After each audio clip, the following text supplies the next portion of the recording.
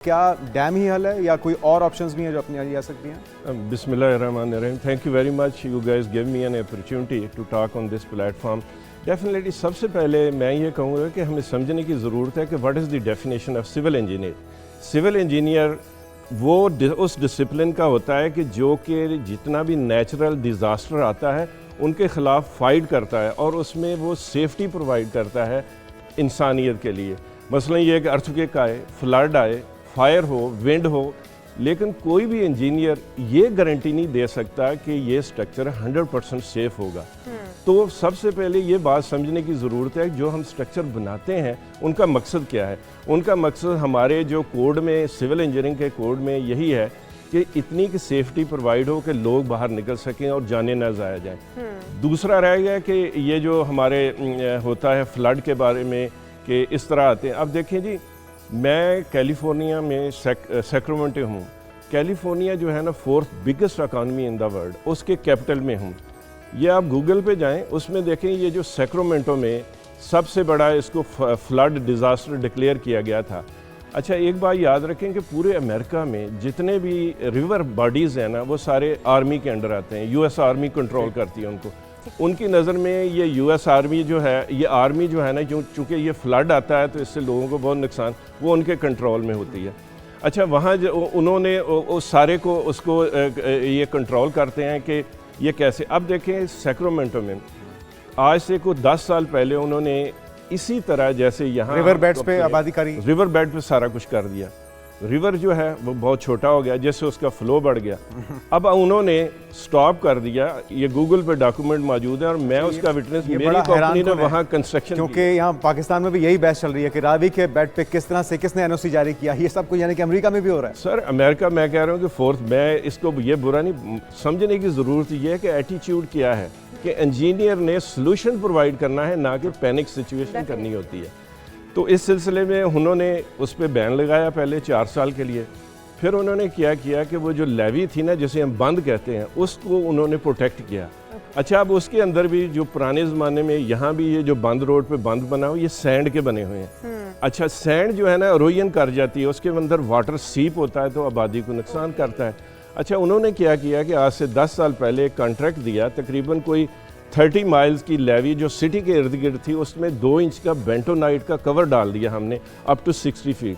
अब बेंटोनाइट एक ऐसा मटेरियल है 2 फुट का कि वो जब पानी आता है तो स्वेल करता है, उसमें उसकी परमेबिलिटी जो है ना वो मतलब कंट्रोल करता है वाटर की उसको। अच्छा, यहाँ भी सबसे पहले ये है कि हमें ये जो कॉलोनी बन गई ये बननी है, इसको हम स्टॉप नहीं कर सकते। इट्स नॉट लेकिन रिवर बेड पे अगर आप बनाएंगे और दरिया के रास्ते को तंग करेंगे तो फिर ये किस तरह मुमकिन होगा? क्योंकि अगर कैपेसिटी 2.5 लाख की और उस पर 4 लाख की उसे कहा जाएगा तो अल्टीमेटली तो ओवरफ्लो करेगा और उससे आबादियाँ फिर। देखें जी, ये जो वाटर का बिहेवियर होता है ना, ये बिल्कुल सांप की तरह होता है। सबसे रास्ता बना लेगा वो रास्ता बनाए। आप जब भी उसके आगे कोई ऑब्स्टिकल खड़ी करेंगे ना, जैसे वो ऐसे अटैक करेगा, यही ऐसे जैसे सांप नहीं स्नेक करता होगा, ऐसे ही ये पानी को गुजरना होता है, क्योंकि उसने अपनी ग्रेविटी और फ्लो को मेंटेन रखना होता है। अच्छा, लेकिन ये है कि यहाँ तक ये है कि हमें उसकी प्रोटेक्शन प्रोवाइड करनी पड़ेगी ना।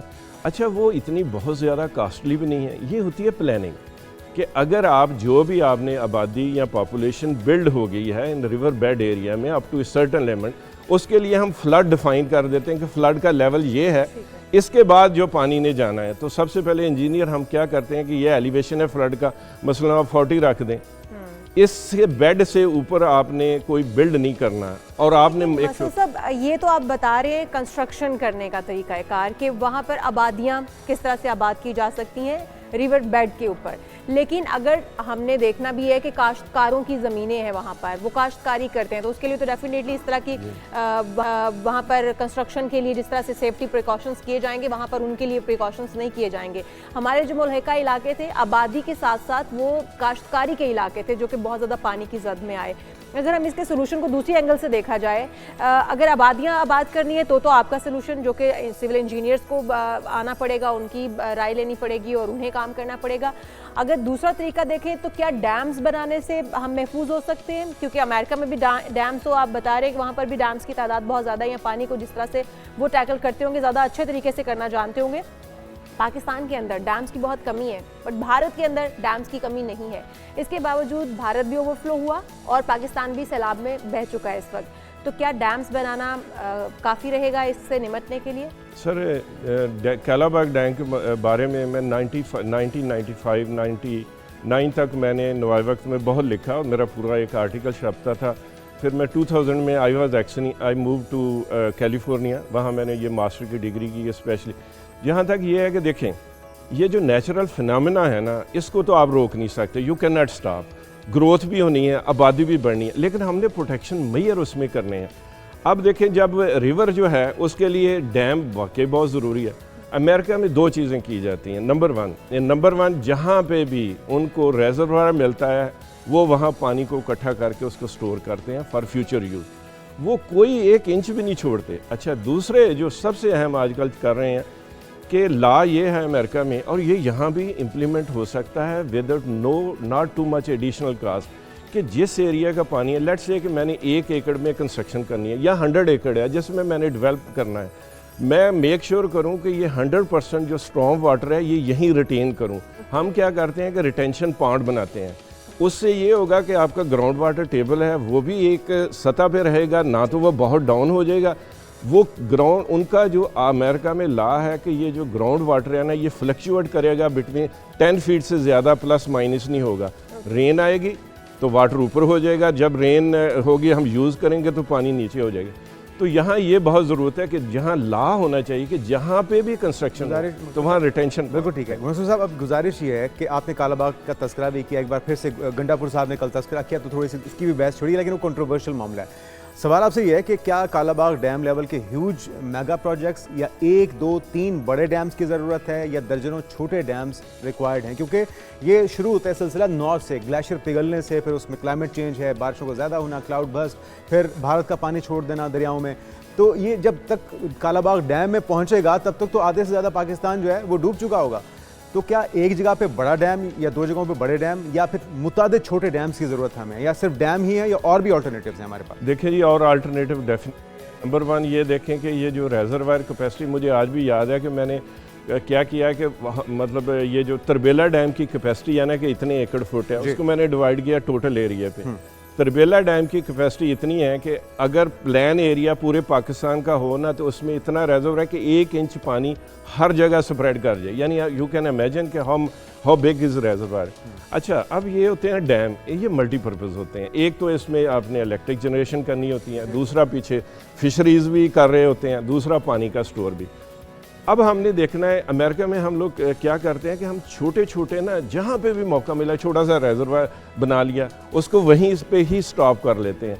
तो मेरा ये ख्याल है कि अगर गवर्नमेंट इतना बड़ा डैम या इतने हमारे पास पैसे नहीं हैं, तो इससे ज़्यादा अच्छा है कि छोटे छोटे पॉन्ड बनाए जाएँ, मतलब उनमें पानी को रिटेन किया जाए, फिर स्पेलवे बना के उनको छोड़ दिया जाए, और ये फ्यूचर में वर्ष से वर्ष होते जाएंगे। ये जिस तरह की क्लाइमेट चेंजेस आ रही हैं। आप अंडरग्राउंड रिजर्वायर्स की बात कर रहे हैं कि डैम्स के मुतबादिल के तौर पर उनको underground plus above ground reservoir. अच्छा, ये बात बड़ी इंटरेस्टिंग है कि शायद लोगों को पता नहीं, जैसे ये फ्लो पानी का ग्राउंड सरफेस भी हो रहा होता है ना, ऐसे ही अंडरग्राउंड पानी का भी सरफेस फ्लो लेवल बढ़ रहा होता है। हाँ, नहीं, पानी बाकायदा फ्लो कर रहा होता है, नहर डाउन तरफ फ्लो, ये कराची की तरफ जा रहा होता है, पानी नीचे स्टेबल नहीं रहता, लेकिन वो पानी नीचे से फ्लो कर रहा होता है।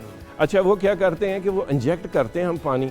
अच्छा, अक्सर ये है कि वहाँ किसानों को ये इस तरह ट्यूबवेल लगाने नहीं देते फार्मर को, उनको वहाँ ग्राउंड से भी पानी लेने के लिए ना पैसे देने पड़ते हैं गवर्नमेंट को, हालांकि वो अपने ही ट्यूबवेल लगा रहे हैं, लेकिन हर चीज़ जो है ना वो कंट्रोल है। उन्हें कहते हैं कि आपने जितने क्यूबिक फुट पानी आपने इंजेक्ट किया ना, उतना ही आप निकाल सकते हैं, क्योंकि वहाँ मॉनिटरिंग वेल लगे होते हैं और वो उसी हिसाब से ये सारा कुछ चलता है। बहुत अच्छा तरीका कार है कि जिससे आप रिजर्वायर्स का पानी ही आप इस्तेमाल कर सकते हैं और ज़ेरे ज़मीन जो पानी की सतह है वो भी बिल्कुल स्टेबल रहेगी।